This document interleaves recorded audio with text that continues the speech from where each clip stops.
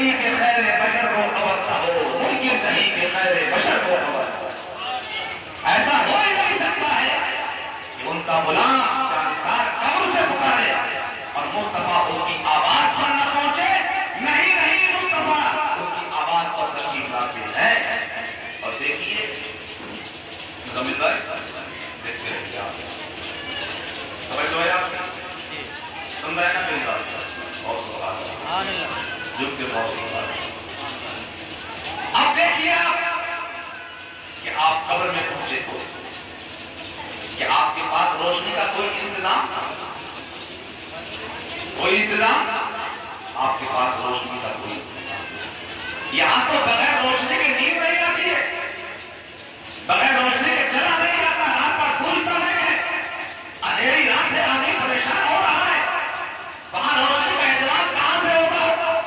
روشنی کا انتظام کہاں سے ہوگا؟ تو اللہ کا شکر ہے کہ یہ کام بھی ہمارے لیے آسان ہو جائے گا، یہ کام بھی ہمارے لیے راہگارا ہو جائے گا، کیونکہ مصطفیٰ جان رحمت کی وہاں طلعت جلوہ فرما ہوگی، وہاں سرکار کی صورت طیبہ جلوہ فرما ہوگی، بھائیوں کی سرکار خود جلوہ فرما ہوگی۔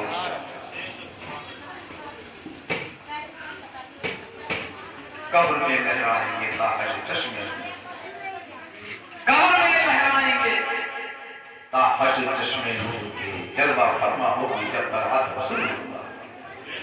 جب سرکار کی صورت زیبا جلوہ فرما ہوگی، علماء فرماتے ہیں یا تو روضہ پاک کی کھڑکی کھول دی جائے گی، وہ اپنی قبر سے مصطفیٰ کا دیدار کرے گا۔ علماء فرماتے ہیں آپ کی شبیہ پاک دکھائی جائے گی۔ ہمارا تو یہ بھی ایمان ہے کہ سرکار خود تشریف لے آئے تو کوئی تعجب کی بات نہیں، ہمارا ایمان ہے سرکار اپنے جسم کے ساتھ، مثال کے ساتھ جہاں تشریف لے جائیں، کوئی آپ کے لیے حجاب نہیں ہے، کوئی پردہ نہیں ہے، ورنہ کیا وجہ ہے کہ ہم مصطفیٰ کو خواب میں دیکھتے ہیں اور مصطفیٰ فرماتے ہیں جو خواب میں مجھے دیکھے وہ مجھے ہی دیکھ رہا ہے، شیطان میری ہم شکل نہیں بن سکتا ہے۔ اب بتا ایک رات میں، ایک دن میں کتنوں کے دیدار میں مصطفیٰ تشریف لاتے ہیں، جانے کتنے عاشقان مصطفیٰ ہیں جن کے خواب میں مصطفیٰ تشریف لاتے ہیں۔ بلکہ سرکار کو خواب میں نہیں بیداری میں تشریف لاتے ہیں۔ حیدرآباد میں بزرگ ہیں شاہ عالم، سبحان اللہ، کیسے ہمارے مولا ہیں، کیسے ہمارے آقا ہیں، کوئی نہ کوئی تو ہاتھ پکڑے گا لے جائے گا، ہم ہی تو گناہگار ہیں۔